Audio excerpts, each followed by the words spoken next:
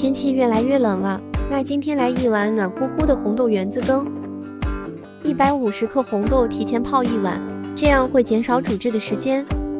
锅内加入多一点的水，开火大概煮1个小时左右。这个时间来和个糯米团，50克糯米粉内加入适量的温水，水的重量大概是45克左右，给它和成一个小面团。再根据自己喜欢的大小团成一个一个的小圆子，放在撒了糯米粉的盘子内，晃动一下，防止粘在一起，放一边备用。红豆每煮20分钟，打开看一下它的成熟度，这是大概煮了半小时的状态，还不是太熟。继续煮，如果你想喝那种黏糊糊的，那就来调1碗糯米粉水，碗内加入1勺糯米粉，加入一点点清水，给它调成糯米粉水。等豆子煮到很软烂了，把它倒进锅内，搅拌一下，继续再煮个5-6分钟。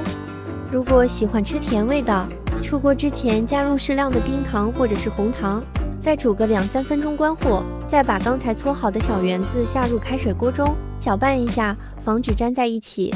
盖上盖子，大概煮个5-6分钟吧。小丸子也煮好了，把煮好的红豆盛入碗内，再把煮好的小圆子放在上面。如果家里有桂花，可以撒一点，没有也可以不用。桂花有独特的香味，吃起来会更加的香。